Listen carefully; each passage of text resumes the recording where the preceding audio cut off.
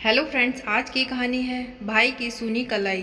अरे क्या बात है मम्मी, आज आप उदास क्यों बैठी हैं? आपको राखी बांधने नहीं जाना क्या मामा जी के यहाँ? अब तो हम सब लोगों ने भी राखी बांध ली है, आप यहाँ बैठी हैं। ज्योति माँ सुधा से कहती है। सुधा अपनी बेटी को बोलती है, ज्योति क्या तुम्हें नहीं पता कि मैं राखी बांधने कैसे जा सकती हूँ जब तक तुम्हारे मामा जी का फ़ोन नहीं आता? अरे मम्मी, इसमें फ़ोन करने की क्या बात है? क्या आपका मामा जी पर या उस घर पर कोई अधिकार नहीं है? क्या ज़रूरी है मामा जी आपको बुलाएं तभी आप जाएंगी? आप खुद से भी तो जा सकती हैं। तो क्या वे राखी बांधने से मना कर देंगे?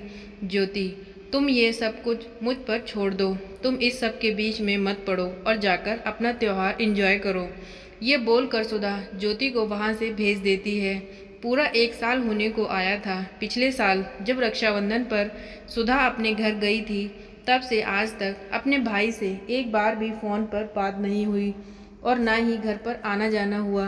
अब तो माँ और पापा भी मायके में नहीं रहे, बस भाई, बच्चे और भाभी ही थे, और दोनों में से कोई भी सुधा की राजी खुशी तक न पूछता।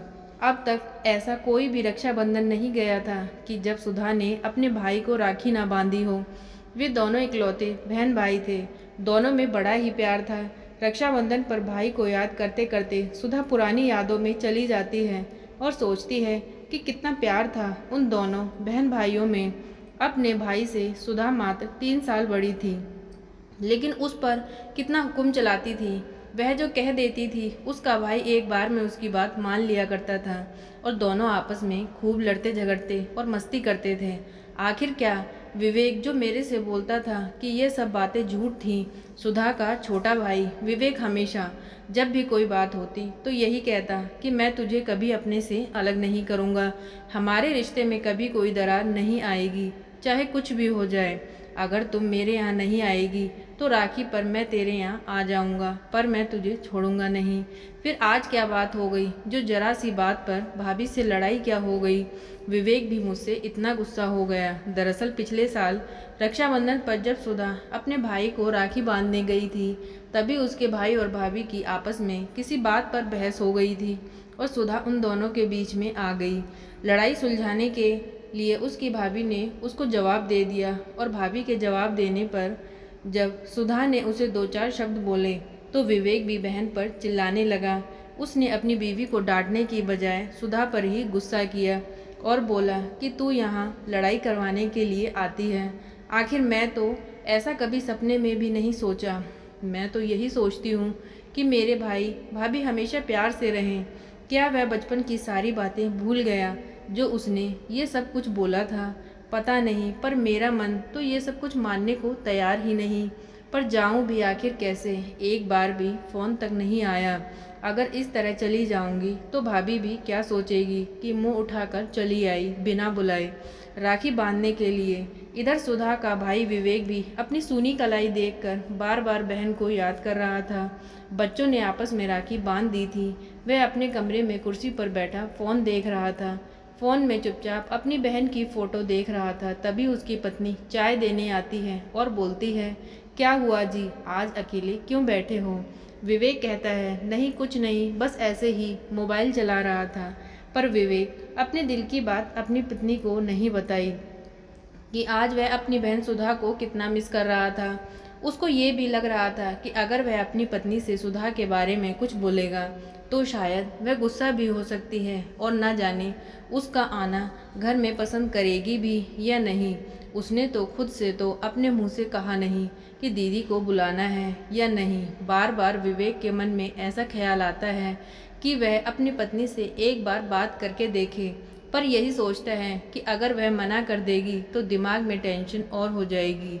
कई बार मन में आता कि फ़ोन उठाकर दीदी को एक बार बोल दूं, पर ईगो प्रॉब्लम इतनी बड़ी थी कि फ़ोन कर ही नहीं पा रहा था। पिछले साल उसने गुस्से में दीदी को जो बोला था कि कोई ज़रूरत नहीं है मुझे ऐसी राखी की जब घर में तुम लड़ाई करवाती हो, जबकि विवेक बहुत अच्छे से जानता था कि दीदी ने हमेशा उसका साथ दिया था। अपने भाई के लिए तो वह अपनी माँ से भी लड़ जाया करती थी। ये सारी बातें विवेक भूला नहीं था। एक एक बात उसे याद थी और कहीं ना कहीं उस दिन भी गलती सुधा की नहीं, उसकी बीवी की थी। अगर सुधा कोई समझाने की बात बोल भी रही थी तो उसकी बीवी को बीच में नहीं बोलना चाहिए था। विवेक की बीवी प्रिया भी ये अच्छे से जानती थी कि उसके पति क्यों उदास है। प्रिया भी दिल की बुरी नहीं थी, पर न जाने क्यों उस दिन उसने भी अपनी ननद को उल्टा सीधा कह दिया। शायद गुस्से में उसके मुंह से निकल गया। वह नहीं होना चाहिए था, क्योंकि सुधा ने हमेशा अपने भाई और भाभी को हर कदम पर उनका साथ दिया था और प्रिया ये बात बहुत अच्छे से जानती थी। जब भी कभी प्रिया बीमार होती तो सुधा एक बार फ़ोन करने पर दौड़ी चली आती थी और घर सारा संभाल लेती और उसकी देखभाल भी अच्छे से करती थी। प्रिया अपने अंदर ही अंदर अपनी गलती का एहसास तो करती थी, लेकिन वह कभी विवेक से इस बारे में कुछ न कहती।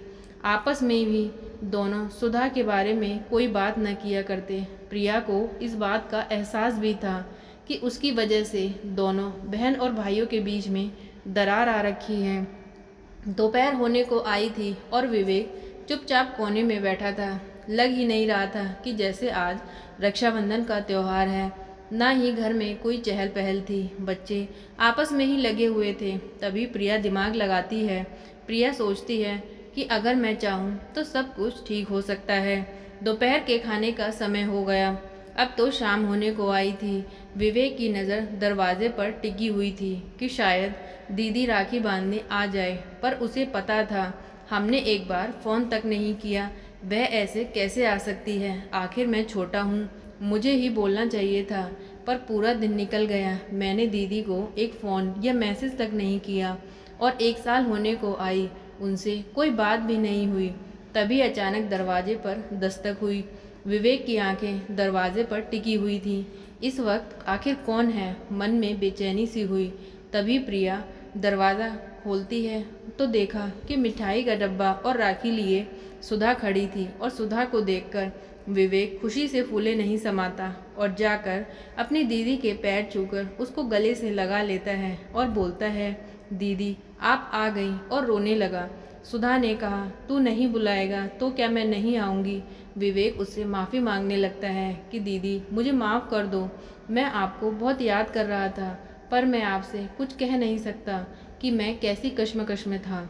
दीदी आज आपने ये साबित कर दिया कि मैं छोटा हूँ और आप बड़ी हो और हमेशा बड़ी ही रहोगी। आपका दिल बहुत बड़ा है। आप नहीं जानती आज यहाँ आकर आपने मेरी सूनी कलाई पर राखी बांध पर मुझको कितना बड़ा एहसान किया है। मैं आपका ये उपकार कभी नहीं भूलूंगा। सुधा कहती है, चल पागल, ये कैसा उपकार? तू तो मेरा छोटा भाई है और हमेशा छोटा ही रहेगा। मुझे तो आना ही था। और फिर प्रिया सुधा के गले लग जाती है और बोलती है, पता है आज मैं यहाँ खड़ी हूँ तो ये सब कुछ प्रिया की वजह से। तो विवेक चौंक जाता है और कहता है, प्रिया की वजह से? मतलब मैं कुछ समझा नहीं। तब सुधा बताती है कि शाम को 4 बजे प्रिया का मुझ पर फ़ोन आया था और प्रिया ने अपनी की हुई गलतियों की मुझसे माफ़ी मांगी थी और उसने मुझे ये भी कहा था कि बिना तुझे फ़ोन करे मैं यहाँ आकर सरप्राइज़ दूँ। प्रिया के माफ़ी मांगने के बाद मैं तुरंत यहाँ चली आई। मैं भी सुबह से यही सोच रही थी।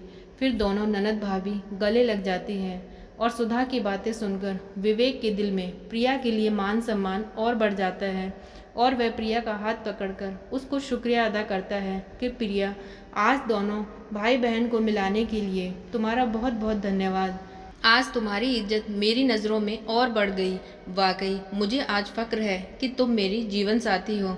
और इस तरह से सुधा और विवेक दोनों मिल जाते हैं और रक्षाबंधन का त्यौहार खुशी और धूमधाम से मनाते हैं। Thank you.